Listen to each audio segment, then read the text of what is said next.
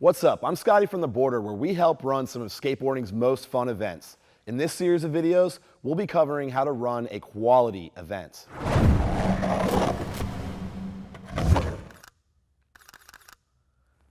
In this segment, we'll go over media coverage. So let's talk a little bit about media. You have put a tremendous effort into planning this event. You've had countless meetings, you have a staff set up, you have sponsors, you have it paid for, you picked a venue, you created this whole concept, and you have to capture it in some way.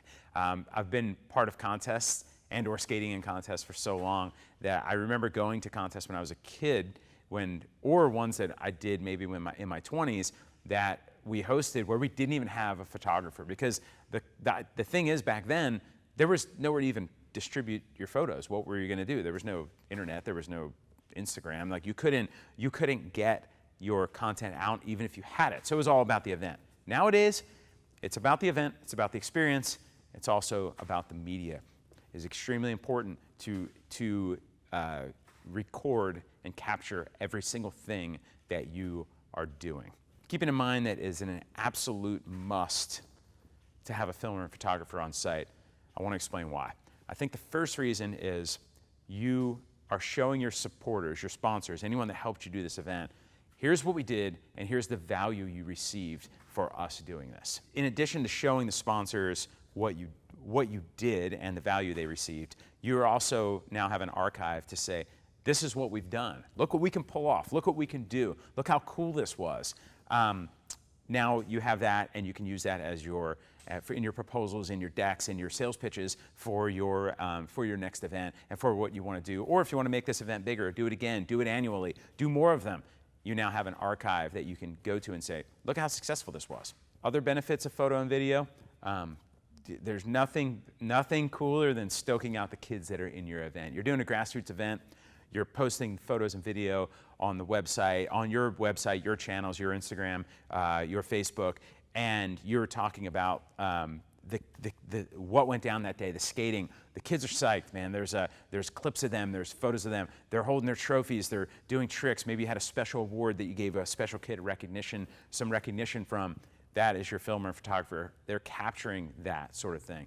Let me get a little more detailed on what each one is actually trying to capture during that day. So with a filmer, he's basically filming the whole day, right? So your filmer's there when you're setting up. They're capturing it. The sun's going up. The branding's being put on. It's a great way to include your sponsors, naturally, instead of putting your sponsors' logos on the screen. Sponsored by, you can do that. It's a bit of it's not currently how a lot of people do it. You're showing a sticker being put down. You're showing a tent being put up. You're showing a banner being stapled up. That's like how your sponsors are getting their love. You're strategically placing the branding in places that the filmer can easily get it. They're capturing all that. Your filmer's filming everything. What he does with it is your choice. You can cut it into small clips that you're using in social media, and you can do an overall edit of the whole day with a host and kind of talking about. We actually do both with most of ours, especially like Grind for Life and Boardr. The stuff we really want a good archive of that we own and operate is that we're actually having the filmer film it all, and then we're taking it at the end of it and chopping it up and using it for different things, including promoting that next year, in addition to telling the story of what we've already done. The photographer, when you think of a skateboarding photographer, you're often thinking of like a guy in the streets that is going to this rail that no one's ever skated, or this trick has never been done, and they have a star skater, and you're getting this epic photo with the sun setting in the background and this really cool scenery. The photographer at your event is doing a different job. Yes, they're capturing the tricks. That's a no-brainer. They're capturing the tricks, but it's not as set up. It's more spontaneous, They might ask someone to do a trick, but they also are like capturing as it's going down while a run's going on.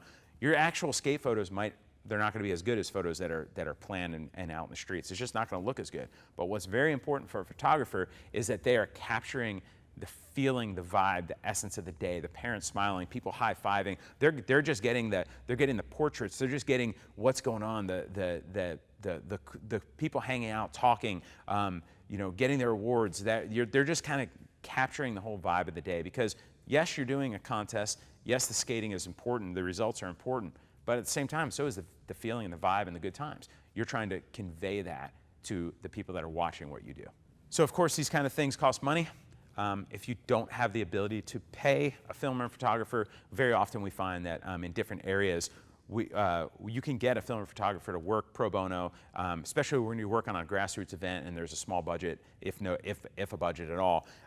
And they want the experience, they want the photos, they want to use the photos themselves as well. So you can share the rights to the photos and videos if you partner with someone. You give them content for their archive, you get the benefit of having them at a low or a no cost. It's a good way to like staff up without having to pay a top dollar, because skilled filmers and photographers, it's expensive. It's a very specialized thing, and now that's with a grassroots event. When you get to a high level event, a high profile event with a big purse and top pro skaters and that sort of thing, media takes on a bit of a different angle.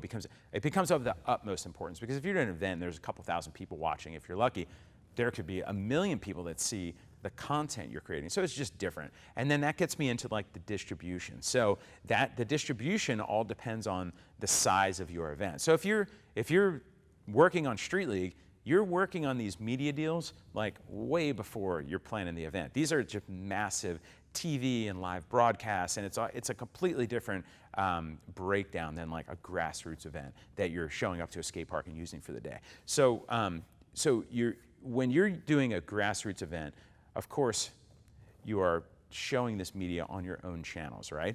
And if you have good enough content, you can partner with skateboarding media, industry media in some capacity.